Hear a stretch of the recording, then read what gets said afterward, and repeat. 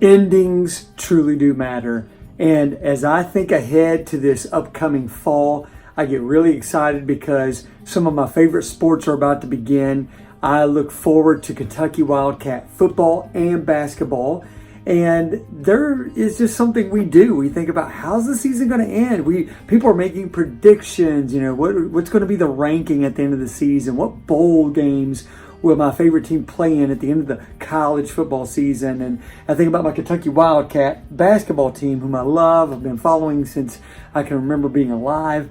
And in 2012, this poster commemorates the national championship, the last one that they won. It's 8 championships. I don't mean to be greedy, but I want another one. I want to see them win another one. So it seems like every season we ask ourselves the same question: is this the year? Will this be the year that we win it all, that we win it again? There's an anticipation, and honestly, to be honest with you, as a Kentucky fan, I have a lot of hope for that. I feel like every year there's this hope that we could win it.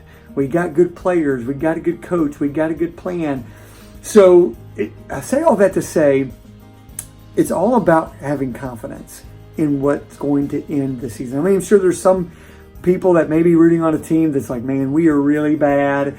We don't have good players. Maybe there's a reason for all that. And we just don't have confidence that we're going to actually do something great at the end of the season. But I want us to talk about this spiritually, because there is a very, very common question that I believe a lot of people wrestle with. And it's this: am I really saved?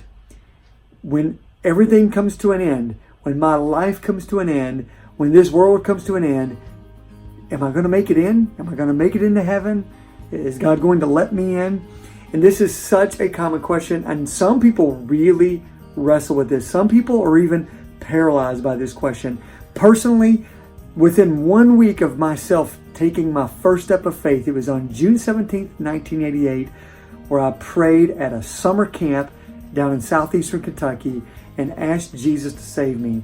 Within a week of that, I'm at home and I cannot remember the words I prayed, and it freaked me out. And I thought, well, maybe I didn't use the right words, and maybe I didn't say the right things, and maybe all this whole week I've really not been saved. And so anyway, long story short, God has shown me over and over again over the years that is wrong thinking. In fact, I would submit to you that the question, am I really saved, is just a bad question completely. And some people may argue, no, you should be asking that question. I would say the best question to ask instead of am I really saved is this: do I really believe in Jesus? Do I really believe in Jesus? The reason that's a better question is because it's biblical. Am I really saved is about I. Did I do something? Did I accomplish something? And the one thing that you will find throughout the Bible, throughout the New Testament as you read it, is that salvation, being given this free gift of eternal life, you can't earn it. You can't deserve it. You can only accept it by faith. Faith in Jesus Christ alone is the only way to experience eternal life. That's the only way to have it.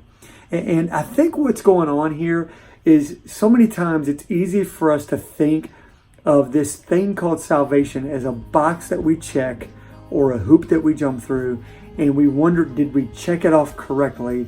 Did we jump through it correctly? Did I understand that correctly and do the right thing? And if you notice all of that, I didn't even say Jesus. It is about me. What did I do? What did I do? Your salvation is only accomplished through not your work, but through the work of Jesus Christ that He accomplished by dying on the cross and by stepping out of that grave. His death, burial, resurrection is the gospel. It is the good news. He said on the cross, it is finished. I believe He meant the work of salvation has been completed. The gospel has been completely accomplished. And now it's just up to people to enter into a relationship with Jesus Christ by having faith, by believing in Him. Do you believe in Him and the work that He has done for your salvation? That is the real question. Imagine this. I'll use myself as an example.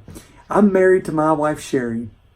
What if daily, maybe not so severe, what if weekly, maybe not even that severe, what if monthly, every month, I had this moment where I was just in a funk, and I just kept saying, does she really love me? Does she really accept me? Is she really going to stay with me?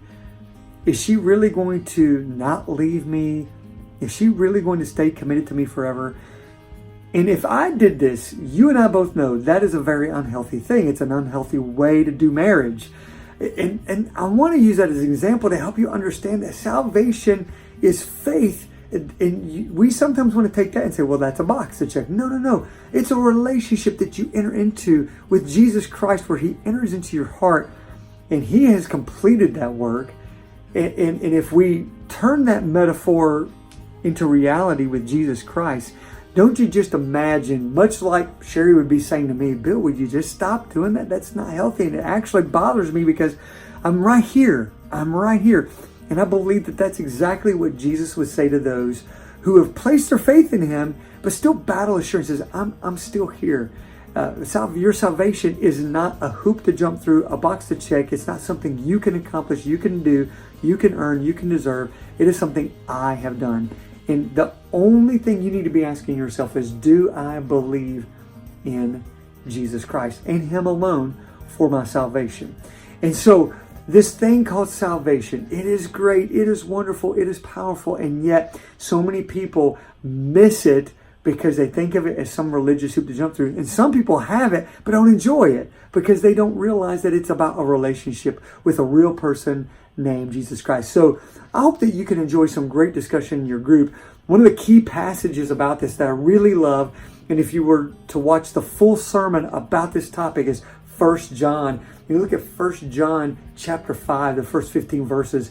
There's this case being laid out by John about assurance of salvation, how this is how you can know you have eternal life. It is only by faith, only by faith. There's a passage in Ephesians chapter 2 that is wonderful, that reminds us that it's by his grace alone that we have salvation. It's nothing that we have done. We can't boast because we've not done anything to work out our own salvation. And it even goes on to say, and that salvation is going to result in God doing something in you and through you. He's got a plan and a purpose for you. But I believe so many people miss that because they're frozen and paralyzed by a lack of assurance. The Bible teaches that you can have confidence of your salvation. Why?